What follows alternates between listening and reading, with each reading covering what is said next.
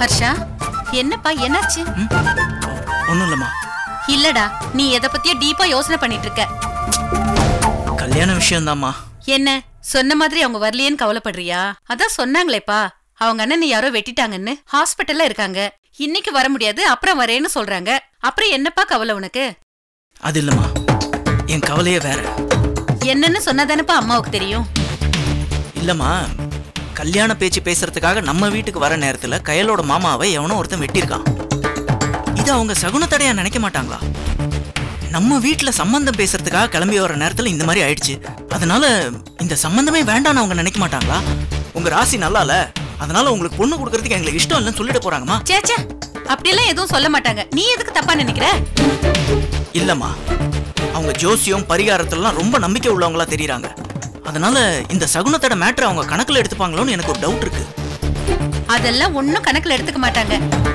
நம்ம வீட்டுக்கு கிளம்பி வர நேரத்துல அப்படி ஆயிருந்தா நம்ம வீட்டு ராசி சரியில்லைன்னு சொல்லலாம். அவங்கதான் நம்ம வீட்டுக்கு கிளம்பி வரவே இல்லையே, அதுக்குள்ள இப்படி ஆயிடுச்சு. அதனால நம்ம ராசி கணக்குல வராது. நீ கவலையே படாத. அப்படியே ராசி சகுன தடன்னு சொன்னாலும் அதை எப்படி சமாளிக்கணும்னு அம்மாக்கு தெரியும். நீ ஏண்டா கவலைப்படுற? அந்த பொண்ணு கயல் உனக்குதான். நிஜமாமா? சத்தியமாடா. சரிம்மா, ரொம்ப தேங்க்ஸ்மா. அப்புறம் எனக்கு இந்த மேட்டர்ல இன்னொரு டவுட் இருக்கு. டவுட் இல்ல, பயமே இருக்கு. என்ன? இல்லம்மா, அந்த வீட்டு ஆளுங்களுக்கு வெட்டு குத்தெல்லாம் ரொம்ப சகஜமா இருக்கும் போல் இருக்கே. அந்த வீட்டு ஆம்பளைங்களாம் எதுக்கும் அஞ்சாத முரடனுங்களா இருப்பானுங்க போல் இருக்கே. நீ என்ன சொல்ல வரேன்னு எனக்கு புரியல ஹர்ஷா. இல்லம்மா, இந்த மாதிரி முரட்டு கும்பல்ல பொண்ணு எடுத்து நாளைக்கு நம்ம விஷயம்லாம் அவனுங்களுக்கு தெரிஞ்சிடுச்சுன்னு வச்சுக்கோ, நம்மள பொழந்துட மாட்டானுங்க. அவங்க யாரும் முரடங்களா தெரியல, நீதான் அப்படி சொல்ற. நான் கவனிச்ச வரைக்கும் அவங்க சாஃப்டானவங்களா தான் இருக்காங்க. எப்படிமா சொல்ற? வெட்டு குத்துன்னு இறங்கி இருக்கானுங்க, அவனுங்கள போய் சாஃப்டான ஆளுங்கன்ற? டேய், பேசும்போது யோசிச்சு பார்த்து பேசு. வெட்டு குத்துல இறங்குனவங்க யாரு? இவங்களா? இல்லையே, அது வேற எவனோ ஒருத்தன். இவரு வெட்டுப்பட்டிருக்காரு, வெட்டல. எனக்கு இவங்கள பார்த்தா பரிதாபம் வருதே தவிர பயம் வரல. சரிம்மா, நீ சொல்ற மாதிரி அவங்கள சாஃப்டான ஆளுங்கன்னே வச்சுக்கோ.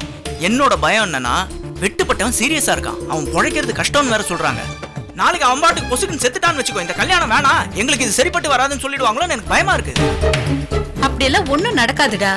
ஏன் தெரியுமா? அந்த பொண்ணுக்கு நீதான் மாப்பிள்ளைன்னு சாமியே முடிவு பண்ணதா அவங்க நம்புறாங்க. அந்த சாமி வார்த்தையா அவங்க நிச்சயமா தட்ட மாட்டாங்க. அதனால உனக்கும் அந்த கயலுக்கும் நடக்க வேண்டிய கல்யாணம் கொஞ்சம் தள்ளி போகுமே தவிர நிக்காது. கண்டிப்பா நடக்கும்டா. நீ சொல்றது என்னமோ என் மனசுக்கு ஆறுதலா தான் இருக்கு. இருந்தாலும் ரெண்டு சைடும் உட்கார்ந்து கலந்து பேசி கல்யாணத்தை கன்ஃபார்ம் பண்ணிட்டோம்னு வச்சுக்கேன், இன்னும் கொஞ்சம் பெட்டரா இருக்கும்னு தோணுதுமா. இப்ப அவங்க இருக்கிற நிலைமையில எப்படிடா பேசுறது? நாமளா போய் பேசினா ஏதோ கதி இல்லாம அலையிறோம்னு நினைக்க மாட்டாங்க? ஏன் அப்படி துரத்துறாங்கன்னு நம்மள சந்தேகப்பட மாட்டாங்க? அப்படி சந்தேகப்பட்டாங்கன்னா அப்புறம் நம்ம விஷயத்தெல்லாம் நோண்ட ஆரம்பிச்சிடுவாங்க, பிரச்சனை ஆயிடும். அதனால இப்ப இருக்கிற சூழ்நிலைக்கு நாமளா போய் கல்யாண பேச்சு எடுக்காம இருக்கிறதா நல்லது. அவங்களா வந்து பேசட்டும். அது இப்போதைக்கு நடக்கும்னு எனக்கு தோணல. ஆக மொத்தத்துல மானம் மரியாதை பார்த்து எனக்கு நடக்க வேண்டிய கல்யாணத்தை நீ கெடுக்க போற, அதான் நிச்சயம். ஏன்டா இப்படி நெகட்டிவா யோசிக்கிற? வேற எப்படிமா யோசிக்கிறது? நீதான் எதுக்குமே சரிப்பட்டு வர மாட்டேங்கிறீ. சரிடா, ஒண்ணு பண்ணுவோம். அவங்கள பார்த்து ஆறுதல் சொல்ற மாதிரி நம்ம ஹாஸ்பிட்டலுக்கு போவோம். சூப்பர் சூப்பர்மா, மேல மேல சொல்லு. போறமே தவிர கல்யாணத்தை பத்தி ஒரு வார்த்தை கூட அவங்க கிட்ட பேசக்கூடாது. அப்புறம் நாம ஏதோ ஃபார்மாலிட்டிஸ்க்காக பார்க்க வந்த மாதிரி காட்டிக்கிட்டு திரும்பி வந்துருவோம். நாம நடந்துக்கிற விதத்தை பார்த்து நமக்கு இந்த கல்யாணத்துல இன்ட்ரெஸ்ட் இல்லையோன்னு அவங்க நினைக்கணும். என்னமா சொல்ற? ஆமாடா, அவங்க சகுன தடையா நினைச்சிடுவாங்களோன்னு சந்தேகப்பட்டல, அந்த ரோல நாம பிளே பண்ணுவோம். கல்யாண பேச்சு எடுத்த நேரத்துல வெட்டுக்குத்து நடக்குது, இது நல்ல சகுனமா தெரியல. அதனால இந்த கல்யாணத்துல ஆர்வம் இல்லாத மாதிரி நாம சீனை போடுவோம். போட்டா அவங்க நம்மள தேடி வருவாங்க. எப்ப கல்யாணத்தை வச்சுக்கலான்னு அவங்க நம்ம கிட்ட கேட்பாங்க. இந்த கல்யாணத்துக்காக அவங்க நம்ம கிட்ட தொங்குவாங்க. நமக்கு கௌரவத்துக்கு கௌரவமும் நீ ஆசைப்பட்ட மாதிரி கல்யாணமும் நடந்துரும். இது கொஞ்சம் காதை சுத்தி மூக்க தொடுற மாதிரி தான் இருக்கு. ஒர்க் அவுட் ஆகும் நான் நினைக்கிறேன். கண்டிப்பா ஆகும்டா. கல்யாண மார்க்கெட்டா இருந்தாலும் சரி, வேற எந்த மார்க்கெட்டா இருந்தாலும் சரி, எப்பவுமே பந்தாவுக்கு தான்டா மதிப்பு. சரி, நீ என்னமோ சொல்ற, நான் கேட்டுக்கிறேன். ஆனா எனக்கு ஒன்னே ஒண்ணுதான், இந்த கல்யாணம் நடக்கணும், நடந்தே ஆகணும். அதுக்கு நான் பொறுப்பு, நீ ஏன் கவலைப்படுற? சரி கிளம்பு, ஹாஸ்பிட்டல் போலாம். இரு, இப்பவே ஆரம்பிச்சிட்ட பாத்தியா? அங்க போய் வழியறதெல்லாம் இருக்க கூடாது, கெத்தா இருக்கணும், புரிஞ்சுதா? சரிம்மா. இரு, நான் வரேன்.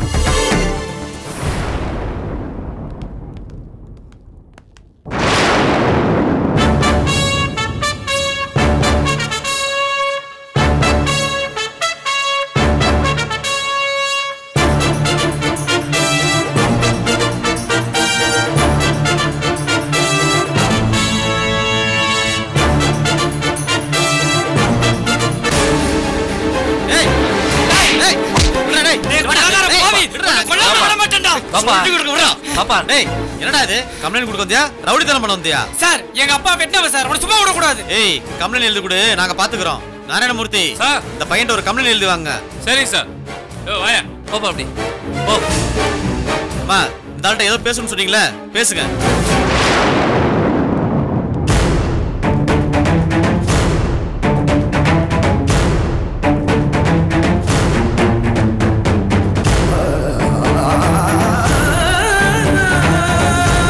என்ன வேணும் உனக்கு? அளவுதான் வேணும்னு அப்படின்னு அடங்காத வெறி உனக்கு. உலகத்துல வேற பொண்ணு இல்ல, அதான் அந்த மலேசியாக்காரி ஒருத்தி கூட்டிட்டு வந்தல, அவன் நல்லா தானே இருந்தா, கட்டிட்டு போய் தொலைய வேண்டித்தானே. எதுக்கு திரும்ப திரும்ப என்னைய தொந்தரவு பண்ற? அந்த மலேசியாக்காரிய வேண்டான்னு சொல்றதுக்கு உனக்கு எவ்வளவு உரிமை இருக்குதோ அதே உரிமை எனக்கு இல்லையா? நீ வேணான்னு சொன்னதுனால அந்த மலேசியாக்காரி உன்னை ஃபாலோ பண்ணி வந்து பழி வாங்குறாளா?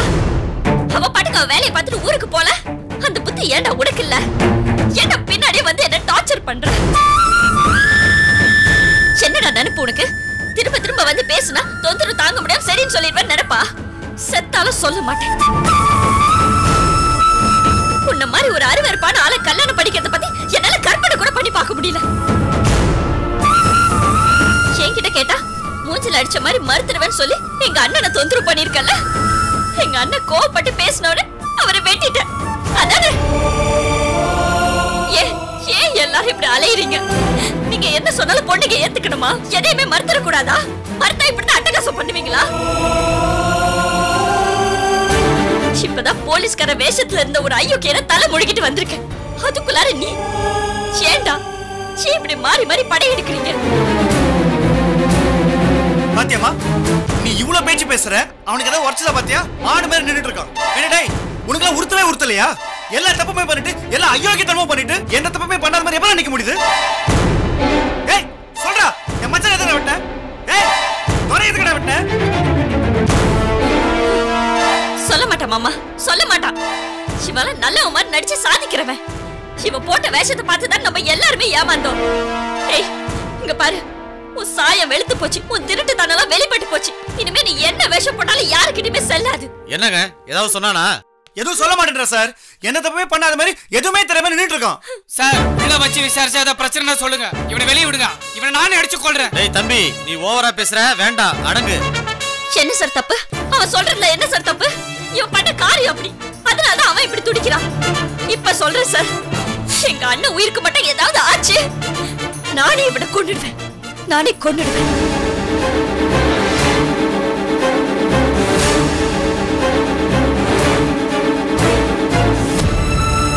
என்ன நாதன், அவங்க அந்த பேச்சு பேசிட்டு போறாங்க, நீங்க ஒண்ணுமே பேசாம நிக்கிறீங்க.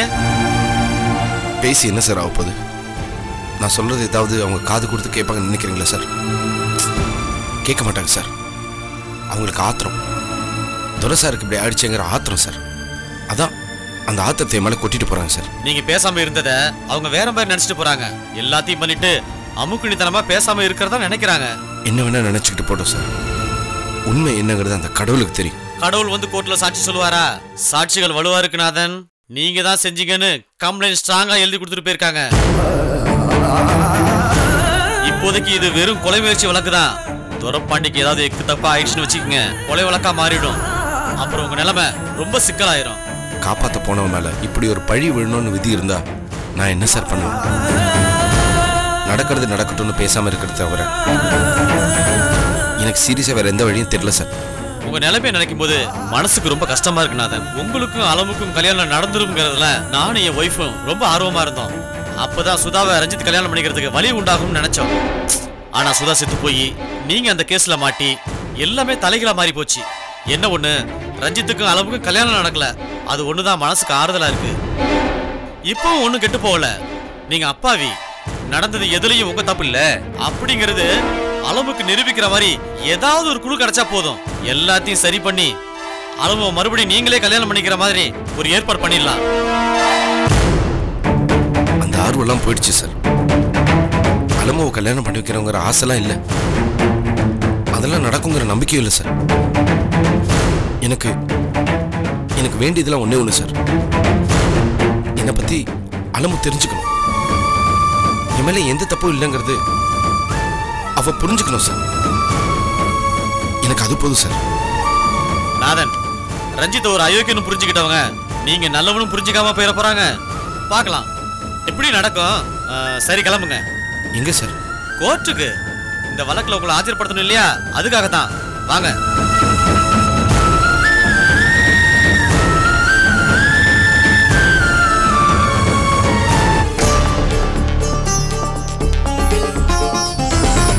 சரி சார். Okay sir. இங்க துரப்பாண்டின்னு ஒருத்தர் அட்மிட் பண்ணிருக்காங்க. அவர் எங்க இருக்காரு? ஸ்ட்ரைட்டா போய் லெஃப்ட்ல போ. ஸ்ட்ரைட்டா போயிட்டு லெஃப்டா? ஓகே, சொல்லுங்க சார்.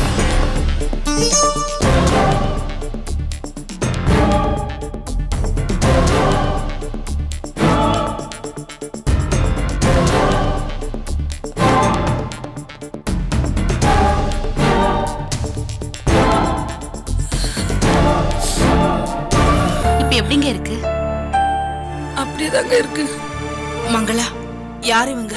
நான் சொன்னல, நீ கையிலுக்கு பார்த்த மாப்பிளையும் அவங்க அம்மாவும். ஓ, வணக்கங்க. வணக்கம். இவங்க தான் என் அம்மா அப்பா. வணக்கம். வணக்கம். என்ன பண்றது, இந்த மாதிரி சந்தர்ப்பத்துல பார்க்க முடியுமா? ஆயிப்போச்சு. உங்க வீட்டுக்கு வரதுக்காக தான் நாங்க புறப்பட்டுட்டு இருந்தோம். வரும்போது வெறுங்கையோட வர முடியாது. பூ, பழம், ஸ்வீட் இதெல்லாம் வாங்கிட்டு வர சொல்லி எங்க துரப்பாண்டிய கடைக்கு அனுப்புனேன். அதுதான் தப்பா போச்சு. அவன் கடைக்கு தனியா போயிருக்கான். அப்பதான் இந்த மாதிரி அபசகுணமா நடந்து போச்சு. நாங்க உங்க வீட்டுக்கு வரும்போது அங்கேயே பக்கத்துல வந்து இந்த பூப்பழம் எல்லாம் வாங்கியிருக்கலாம். அதை செய்யாம போயிட்டேன். அவனை கடைக்கு அனுப்புனது இவ்வளவு பெரிய தப்பா போச்சு. ஏன் ஞானம் ஒன்னையே நீ நொந்துக்கிற? இப்படி எல்லாம் நடக்கும் தெரிஞ்சா நீ செஞ்ச? நம்ம விதி இப்படி நடக்குது. கல்யாணம் பேச போற நேரத்துல இப்படி ஆயிடுச்சேன்னு நினைக்காம நீங்க இங்க வந்ததே எங்க மனசுக்கு ரொம்ப ஆறுதலா இருக்கு. கல்யாணம் பேசுறோம் பேசல, அது ஒரு பக்கம் இருக்கட்டும். புதுசா பழகின பழக்கம்தானாலும் பழகணும். உங்க வீட்டுல இப்படி ஒரு சம்பவம் நடந்திருக்கும் போது அந்த சமயத்துல பேசாம வீட்டுல உட்கார்ந்துருந்தா நல்லா இருக்காது இல்லையா? அதான் பார்த்து 4 வார்த்தை ஆறுதலா பேசிட்டு போலான்னு வந்தோம். மத்தபடி வேற எதுக்காகவும் வரல.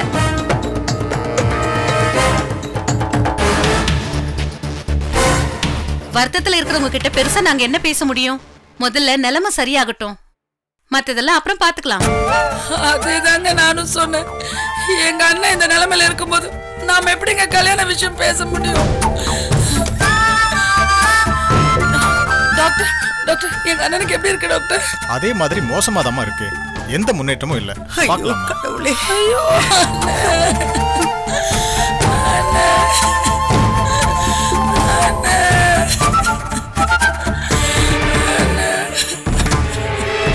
சரிங்க, அப்ப நாங்க கிளம்புறோம். சரிங்க, எங்க அண்ணனுக்கு சரியானதுக்கு அப்புறம் மத்ததெல்லாம் பேசிக்கலாம். அது அப்ப பாக்கலாங்க. முதல்ல உங்க அண்ணனை பாருங்க. வரோம். வரேங்க.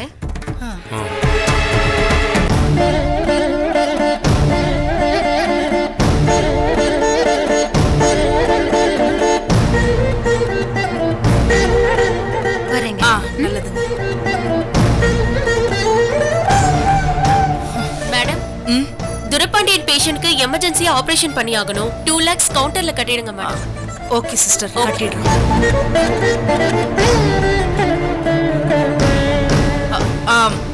ரோஹித் மாம், இங்க வாப்பா. சொல்லுங்கம்மா. ஹாஸ்பிட்டல்ல உடனே ஆபரேஷனுக்கு 2 lakhs டெபாசிட் பண்ண சொல்லிருக்காங்க. நான் கிரெடிட் கார்டை மறந்துட்டு வந்துட்டேன். அமுதனுக்கு நான் தங்கி இருக்கிற இடம் தெரியும். நீயும் அமுதனும் உடனே போய் ஹேண்ட்பேக்ல இருக்கிற என்னோட கிரெடிட் கார்டை கொண்டு வாங்க. சரிங்கம்மா. வாடா அமுதா, போயிட்டு வந்துடுறேம்மா.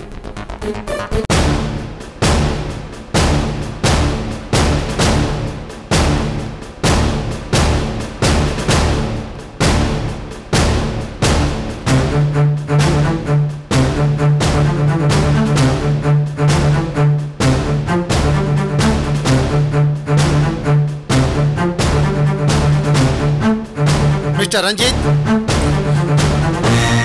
சார், போலீஸ் ஆபீசரா இருந்துகிட்டு உங்களுடைய சுயநலத்துக்காக அதிகாரத்தை துஷ்பிரயோகம் பண்றது கேவலமான காரியம்னு உங்களுக்கு தோணலையா?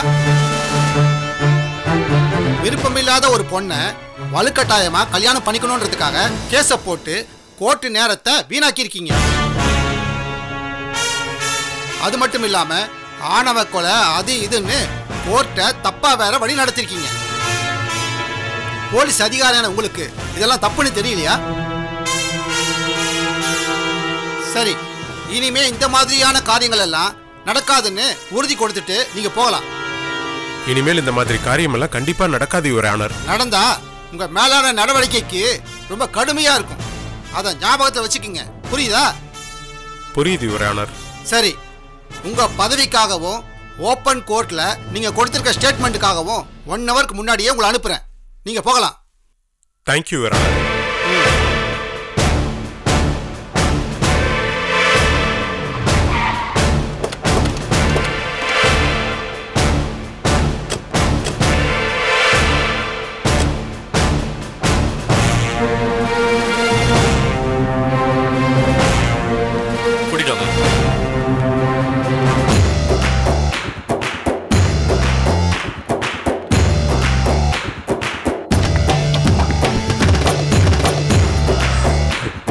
பாண்டியன், பங்காளிய கோர்ட்டு கூட்டிட்டு வந்திருக்கீங்க, என்ன விஷயம்? இவன் பங்காளியா? பின்ன ஒரே சொத்துக்காக 2 பேர் முட்டிக்கிட்டாங்கன்னா அவங்க பங்காளிங்க தானே? ஓ, அப்படி அந்த கணக்கு. சரி, அதை விடுங்க. என்ன விஷயம்னு நீங்க சொல்லவே இல்லையே. நாதன் மேல ஒரு கொலை முயற்சி வழக்கு, அதான் கோர்ட்ல ஆஜர்படுத்துறதுக்காக கூட்டு வந்தேன். கொலை முயற்சி வழக்கா? என்னங்க சொல்றீங்க? யார கொலை முயற்சி பண்ணாரு இருந்தாலு? உவர்சூர் வாத்தியார் துரப்பாண்டியன. துரப்பாண்டியனா? நிஜமா தான் சொல்றீங்களா? ஆமாங்க, இங்கதான் கோர்ட்டுக்கு கொஞ்சம் தள்ளி அருவா எடுத்து வெட்டிட்டாரு. என்னங்க இது? என்னால நம்பவே முடியல. பங்காளிக்கு அருவெல்லாம் வீச தெரியுமா? என்ன பங்காளி, என்ன திடீர்னு காலங்கட்ட காலத்துல எதுக்காக துறைய வெட்டினீங்க? ஆட, என்ன பங்காளி பேசுங்க. என்ன பாண்டியன், பங்காளி பேசவே மாட்டேங்கிறாரு, பேச சொல்லுங்க. அட நீங்க வேற சார் வயிற்றுச்சல கிளப்பிக்கிட்டு. விசாரணை அதிகாரி என்கிட்ட ஒண்ணு பேச மாட்டேன்றான். நீங்க போட்டிக்காரரு, நீங்க பேச சொன்னா பேசுவானா? சரி, பங்காளி எதுக்காக துறையை வெட்டினாருன்னு ஏதாவது தெரிஞ்சுதா? விசாரிச்சிங்களா? எல்லாம் அந்த அலமுவை கல்யாணம் பண்ற விஷயமா தான். துரை கிட்ட போய் இருந்தாலும் ஏதோ பேசிருப்பான் போல் இருக்கு. துரை இவரை திட்டார் போல இருக்கு. அதான் ஆத்திரத்துல அதால வெட்டிட்டான். பாருடா பங்காளி, பெரிய ஆள் தான் நீங்க பங்காளி. நான் கூட என்னமோ நினைச்சேன். ஆமா, இத்தனை நாள் கல்யாண விஷயத்தெல்லாம் மறந்துட்டு சும்மா தானே இருந்தீங்க. இப்ப என்ன திடீர்னு? ஓ, அலமுக்கு எனக்கு நடக்க வேண்டிய கல்யாணம் நின்னு போச்சுன்னு இப்ப உங்களுக்கு தெரிஞ்சு போச்சு. சரி, இப்பதான் போட்டிக்கு ரஞ்சித் இல்லையே, மறுபடியும் ட்ரை பண்ணி பார்க்கலாம்னு நினைச்சீங்க. ஒர்க் அவுட் ஆகல, அந்த ஆத்திரத்துல துறைய வெட்டிட்டீங்க, அதானே? சரி ரஞ்சித், கோர்ட்ல ஆஜர்படுத்தணும், லேட் ஆகுது, நாங்க உள்ள போயிட்டு வரோம். பாண்டியன், பங்காளி மேல கேஸ் நல்லா ஸ்ட்ராங்கா போடுங்க. ஏதாவது தகவல் வேணும்னா சொல்லுங்க. பங்காளி பத்தி எல்லா தகவலும் எனக்கு தெரியும். பங்காளி உடனடியா வெளியில வர முடியாத அளவுக்கு வாட்டமா போட்டு விட்டுருங்க. என்ன ரஞ்சித், அவ்வளவு பாசமா இருந்தால் மேல? பின்ன பங்காளியை விட்டு கொடுக்க முடியுமா? வலிக்கு விழற அளவுக்கு அவ்வளவு பாசம். ரொம்ப பேர் மேல பாசம் வச்சிருக்கீங்க போல் இருக்கு. பாத்து ரஞ்சித், நீங்க வலிக்கு விழுந்துற போறீங்க. கூப்பிட்டாங்க. Okay sir.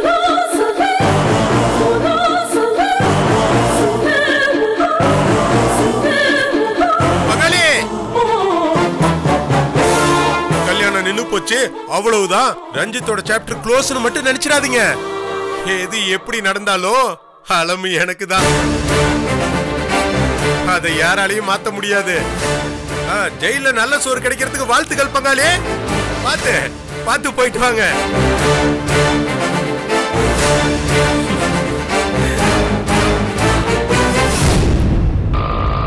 அண்ணா இங்கே நிறுத்துங்க. அப்படியே நிப்பாட்டிங்க. எவ்வளோ ஆச்சு? 100 ரூபாப்பா. அண்ணா வாடா. ஏன் ரோஹித் இங்கே நிப்பாட்ட சொல்லிட்ட? டேய் காலையிலேருந்து ஒன்றுமே சாப்பிடல, பயங்கரமாக பசிக்குதுடா. அங்கே பாரு ஜூஸ் கடை, ஒரு ஜூஸ் ஆச்சு குடிக்கல. நீ போய் குடிச்சிட்டு வா, நான் இங்கே நிற்கிறேன். சொல்கிறதே உனக்கு அதுதான், வாடா.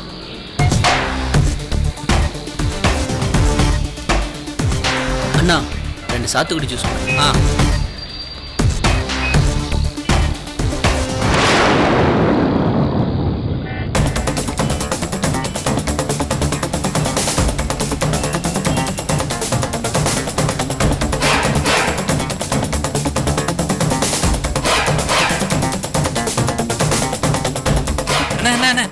என்னடா ஏன் இப்படி தள்ளி ஓடி வர்ற?